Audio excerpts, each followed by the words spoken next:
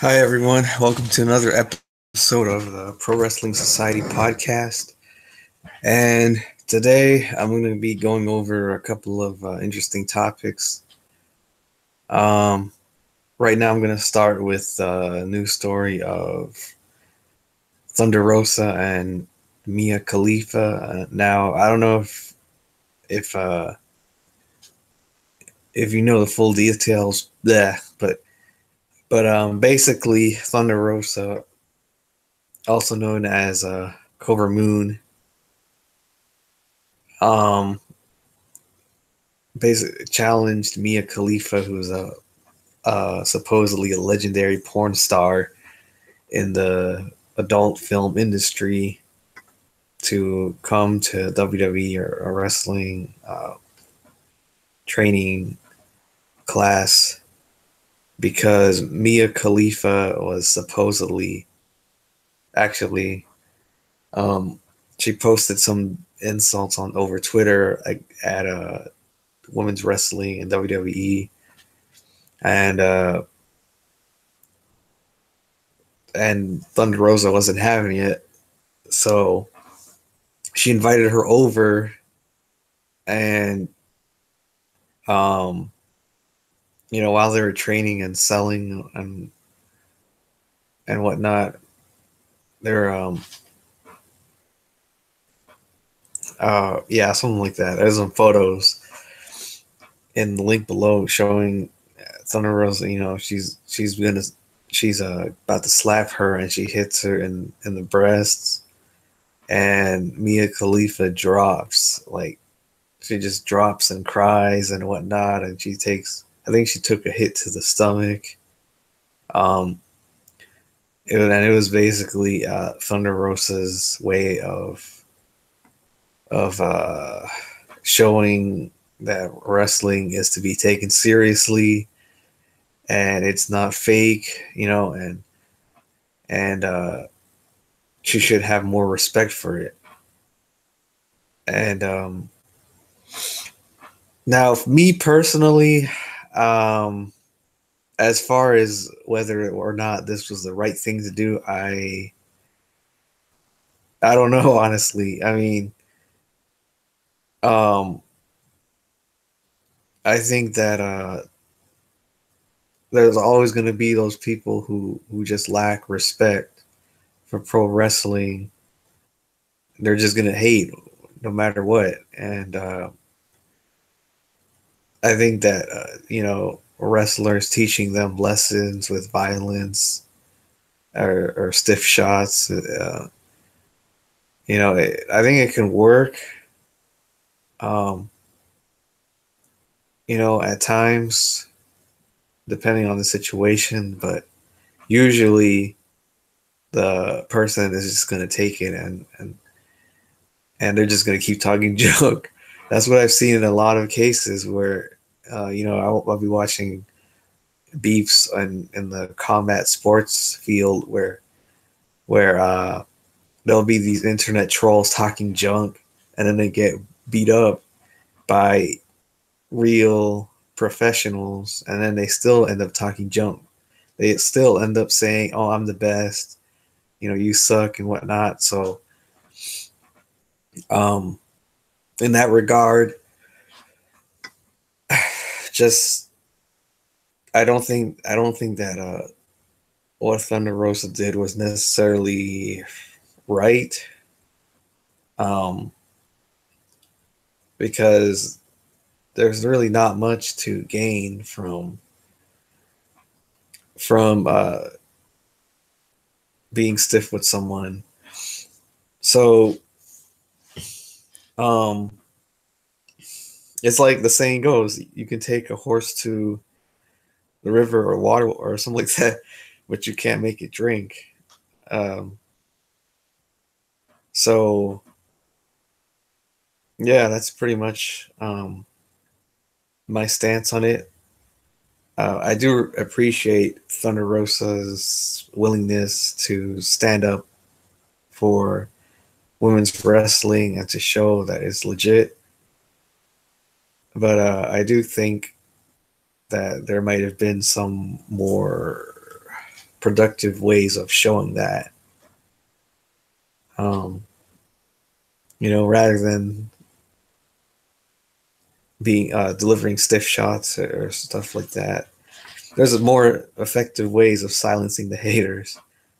But yeah, that's pretty much my stance on it. And let me know what you guys think about it. Do you think that was right? You think that was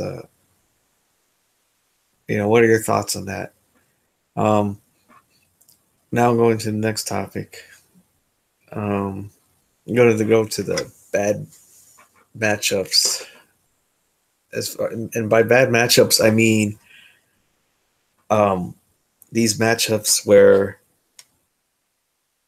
I don't know if you've seen them before, but or you know what I'm talking about. But they have in wrestling, they have these matchups where they take two wrestlers and they put them in a main event, and the wrestlers just don't fit well together, and it ends up being this really bad,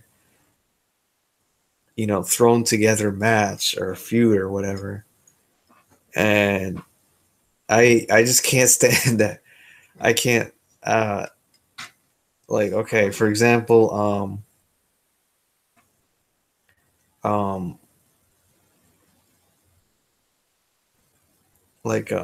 Sexy Star and Taya Valkyrie and Lucha Underground the latest season when they had a beef. To me, it just felt thrown together. I don't know about anybody else, but it felt like the creators were like, okay, these are the only good women in the that we have, so let's make them beef. And I didn't like it, and I sure didn't like the the final match or whatever when that they had in the season 3 Ultimate Lucha, I think. Yeah, I didn't like it, and same with other matches that have guys that or take for example Stone Cold and one of the guys in NWO. I can't remember his name, but it was a WrestleMania match. It just seemed so thrown together. There was Stone Cold was obviously more, overpowered than the other guy, so it wasn't a good match because, to me at least, because you're taking a popular wrestler and you're putting him against an unpopular one.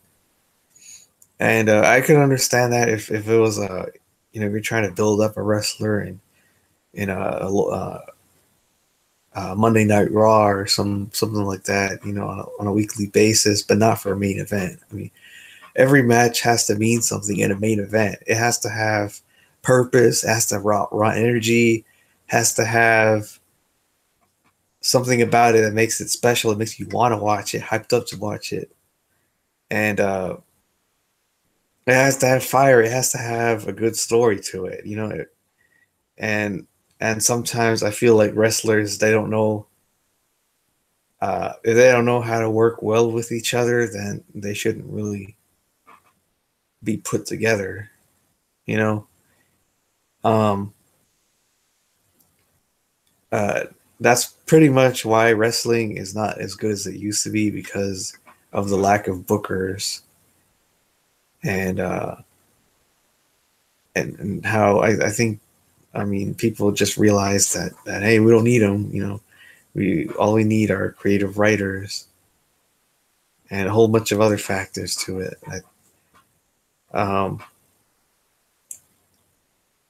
Or another example would be something like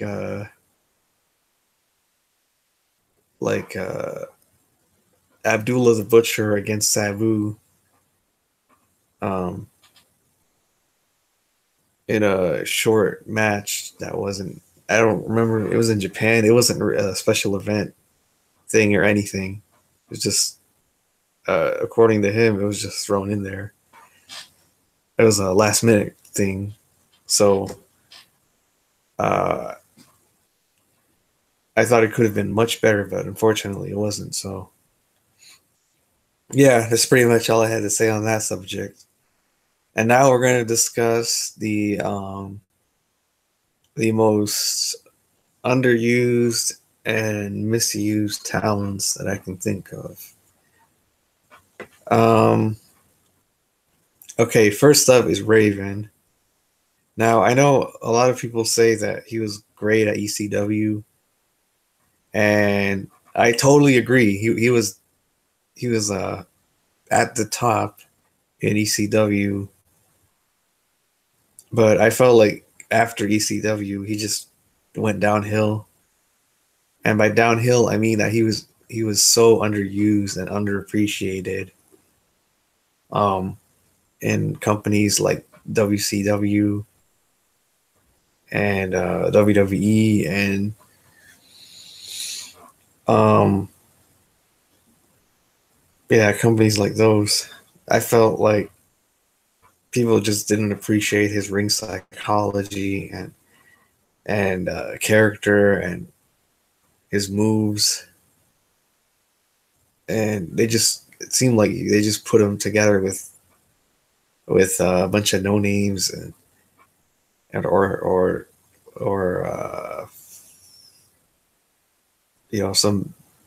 some veterans in these matches that were just um not there wasn't really a story to it. It just wasn't even well planned out. It felt thrown in there just for the heck of it. Um Also felt like he was, because of his his size and his ability, his physical prowess, if you will. Um, he was underused, well, looked down upon for that reason compared to the power bombers like Undertaker, Umaga, guys who could actually lift other people up and whatnot. Which is a shame, really, because wrestling is about embracing, the uniqueness of each wrestler. Like, you don't have to be um, the biggest guy in the room. You don't have to be the fastest. You can be you and do your own thing, and which is what Raven did. Um, so I think the only time he was appreciated was when he was in ECW and TNA. That's about it. Um,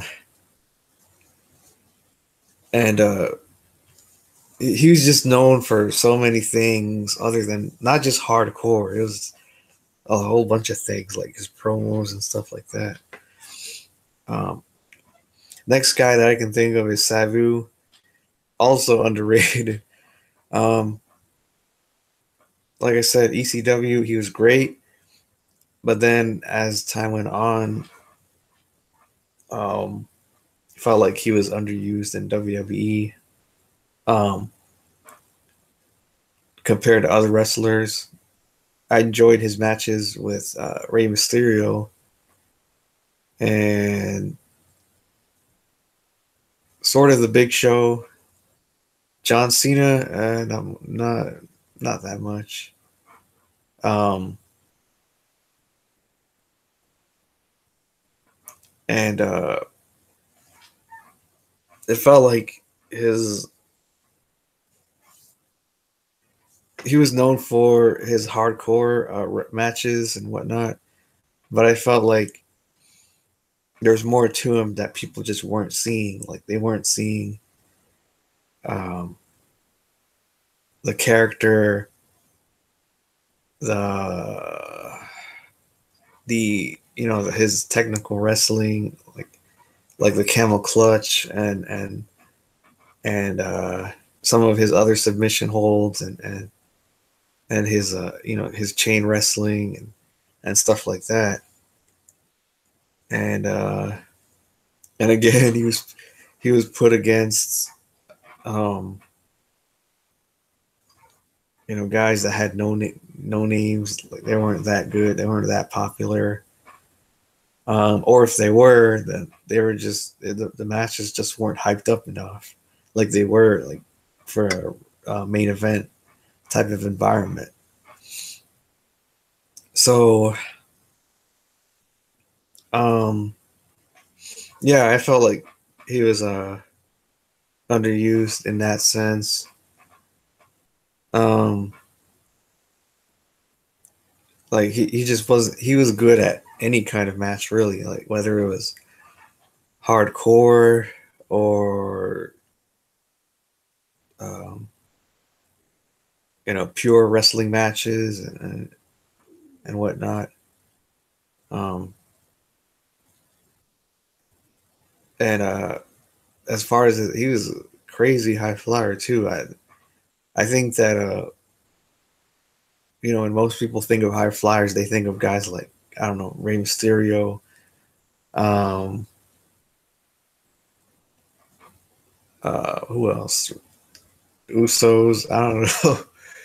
And I felt like uh, Sabu was pretty much well, he's an iconic high flyer to me. Um, but he's just not.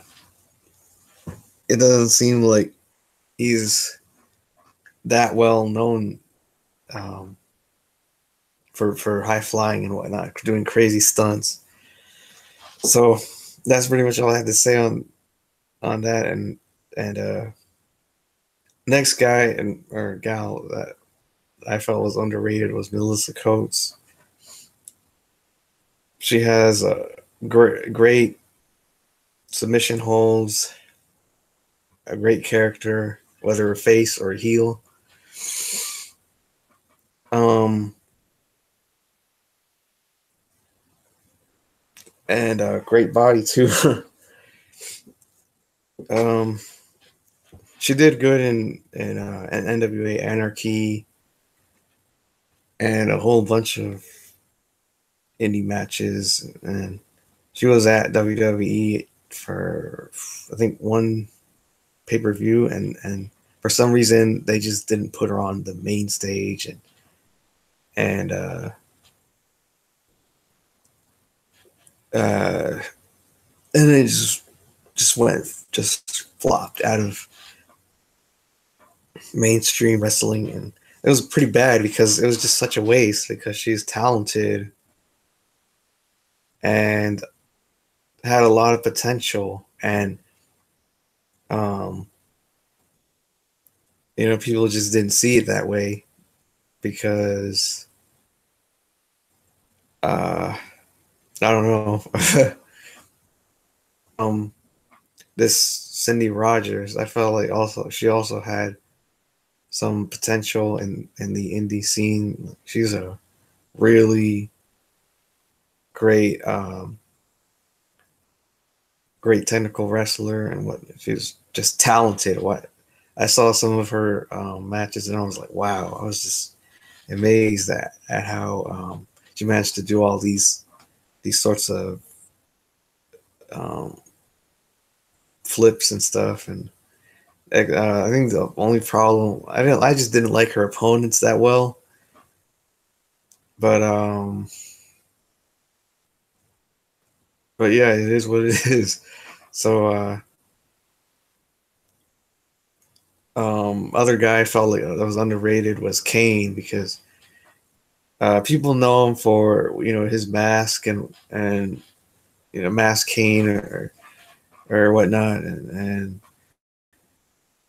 uh, maybe his matches against, at least I know him for his matches against the Undertaker, or his feud against the Undertaker and whatnot. And I felt like Kane was much more than that. I felt like uh, because some of the best promos as Unmasked Kane, and the matches were just really great as far as against guys like Rey Mysterio. Um, um, as far as a wrestler goes, I think he's pretty good. I mean, he's skilled at uh, submission holds, good at high flying a little bit, just like his brother.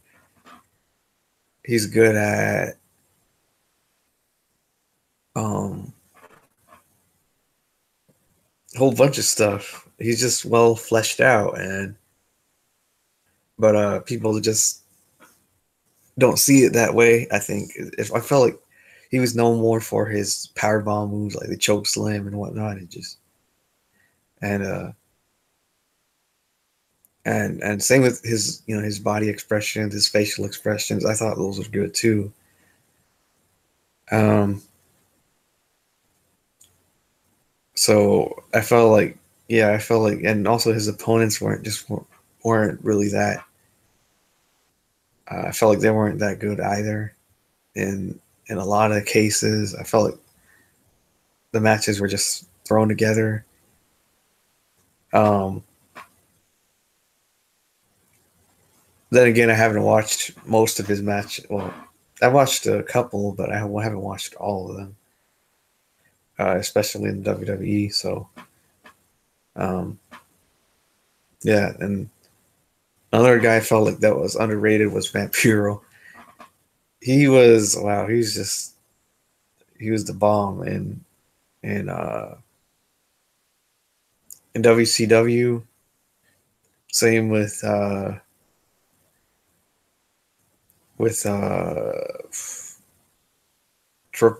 Triple A, and in a whole bunch of companies, TNA and XPW. Um, yeah, so I felt like after WCW, he just um, people just didn't appreciate him that much. Not even when he was in WCW. Um, I heard he was looked down on for his size and weight, and he was put against these no names and these matches that not many people wanted to see, or rather, it just felt like that those matches were just didn't care. I don't care matches. Not really well thought out, except only when WCW was about to go under did they start hyping him up and putting him against Sting, and and trying to make the best of him. But by then it was too late. So he's just not. I felt like he was not really known for his his style of wrestling, not just his gimmick, but his athleticism, his lucha libre and slash, I think Japanese style wrestling and a whole bunch of other stuff. Um, and some of the stuff he does too in the ring to show off his heel character. Um, so yeah, I think mainstream wrestling dropped the ball on him, except Lucha Underground. Um, then he just started being uh, good again, like really popular. Another guy I felt that was underrated was Rhino. ECW, he was great, but but as time went on, he was. I think he was not really sure if he was in WCW. I think he was. Um, and the WWE just wasn't that good at all. It just felt like he was underused.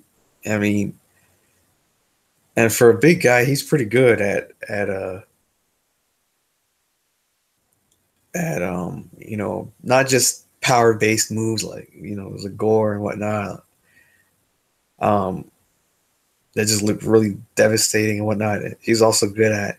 He's also pretty smart too. If you look at his matches and in the ring, he's he's good at showing emotions. He's good at um strategizing, and he's he's done some high flying moves. Not that much, not that I know of, or a couple of that I know in TNA, and yeah, it's um pretty much underrated even today. He's in the WWE and he's just treated like crap against guys like now they just put him together with guys like Heath Slater, and it's just garbage. I don't even watch WWE because of that reason. So yeah, I felt like the only times he was actually appreciated was in WWE and TNA, and that's pretty much it. So yeah, that's pretty much. Unfortunately, those guys, um, they could have been used so much better than they were. Um, but unfortunately, things just didn't occur the way they should have, or at least the way I wanted them to be. Um, and yeah, pretty much it. Let me know what you guys think. Which talents do you think were misused and underappreciated? Um, what are some examples of bad matchups? And let me know what you guys think in the comments below. Feel free to subscribe to my channel and like this video. And I'll see you next week.